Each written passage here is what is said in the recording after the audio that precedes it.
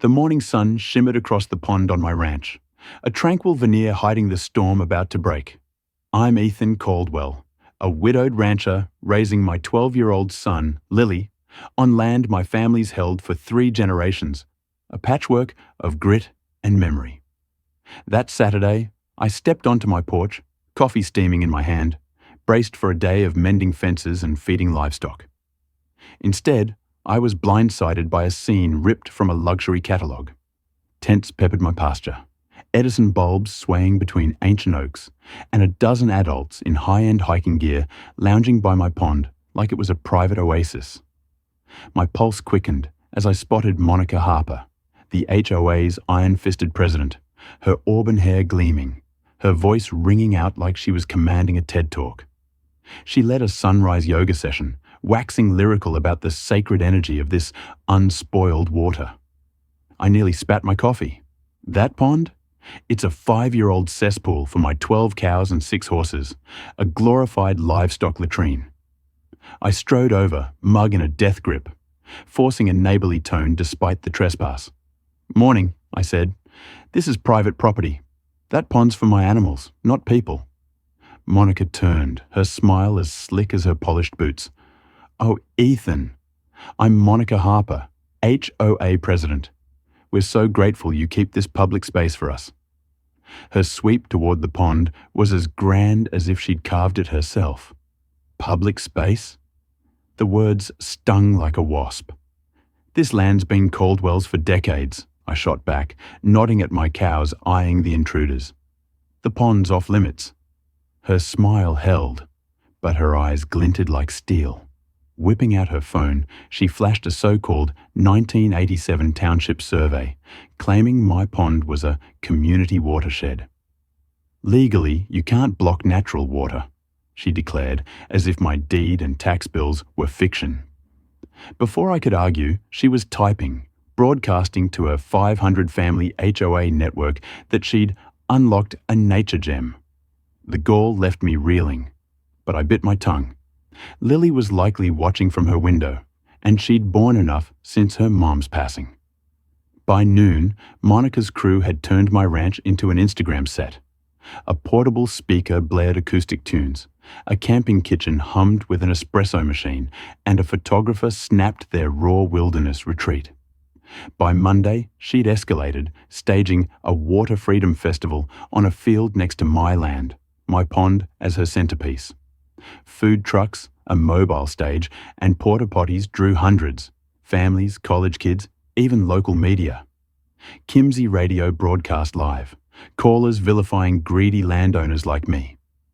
Monica hit the state's top morning show, painting me as a water-hoarding rancher. Social media exploded. A blogger, Elise Tran, with 500,000 followers, branded me the rancher who owns nature, an elitist barring kids from clean water. Commenters raged, calling me a land baron. Fake testimonials surfaced, strangers claiming I'd chased them from the pond, including a sobbing mum who'd driven an hour for pure water. I'd never seen them, but their lies racked up thousands of shares. The worst cut was personal. Lily came home sobbing. Her friend Mia's parents banned her from Lily's birthday, labeling us environmental criminals. Classmates taunted her as water thief. The hardware store cut me off, the diner had no tables, and Lily's school sidelined me from the science fair. Too controversial to judge volcanoes. I was sinking, but the real gut punch came from Dr. Tom Ellis, my neighbor and vet. He'd tested my pond water weeks earlier at my request. His face was ashen as he handed me the results. "Ethan, it's a disaster. E. coli 400 times over safe limits. Coliform bacteria, parasites, nitrates." My stomach plummeted.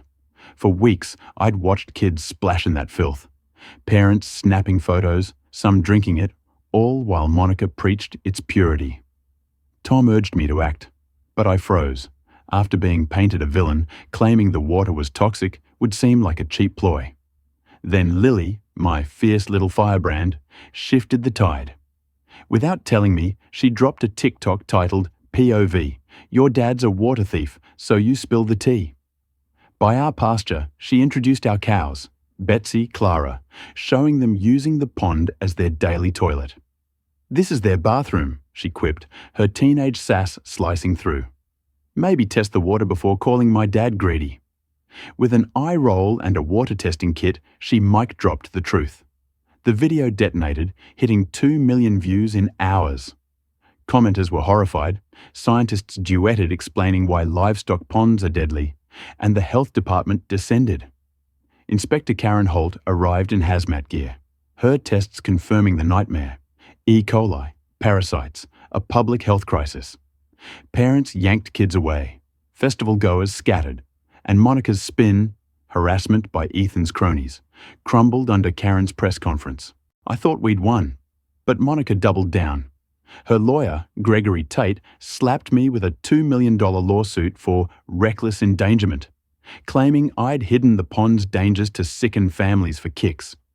Security footage of me watching the chaos was twisted as malice. Monica played martyr online, sobbing that I'd tricked her to ruin her activism. Overnight, she was the hero again, media swallowing her betrayal tale. My insurance dropped me, my bank eyed my loan, and Lily's school banned me from events. She stopped eating, asking if we'd lose the ranch. Then a memory sparked. Lily noting Monica's voice sounded off in early videos. I recalled a consultation 3 years back with a Monica H, probing livestock pond risks, contamination, and legal liabilities, even requesting my pond's plans for her future ranch. It hit me. Monica knew the pond was toxic. Digging deeper, I found her shell company's offer to buy my ranch months before her retreat, contingent on environmental issues. Her goal? Bankrupt me, seize my land. But why? A coroner's report revealed the truth. 3 years ago, Monica's son, Caleb, died in a car crash half a mile away, skidding on gravel. In her grief, she blamed me, twisting an accident into my fault. This wasn't about water. It was vengeance. The courtroom was a powder keg, packed with Monica's supporters and reporters. She sat, poised in earth tones, a grieving mother's portrait. My lawyer played the consultation recording, Monica's voice coolly dissecting pond contamination and property devaluation. Her composure shattered, confusion, then panic, as she screamed, "That proves nothing! Ranchers like Ethan ruin lives." Her confession spilled, Caleb's death, her vendetta to bankrupt me for a memorial park. I wanted him to lose everything like I lost my son. The courtroom roared. Her lawyer's pleas couldn't stop her unraveling. Conspiracy, fraud, endangerment. Monica was arrested, her lawsuit collapsed, and families sued her for the toxic water.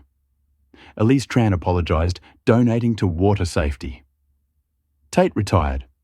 Monica got 18 months and 300 hours cleaning a wastewater plant. A bitter irony. Lily and I fenced the pond, posting signs. Private livestock water. Unsafe for humans. Ask first. The ordeal scarred us but taught us. Misinformation can torch lives, and grief can warp justice into revenge. Monica's crusade wasn't about water. It was a mother's pain turned weapon. If you see a pristine pond, ask questions. The line between a swim and a hospital bed is razor thin. Share your wildest neighbor feud below. What's the craziest dispute you've seen? Hit like if this saga grabbed you, and stay tuned for more tales where truth cuts through lies.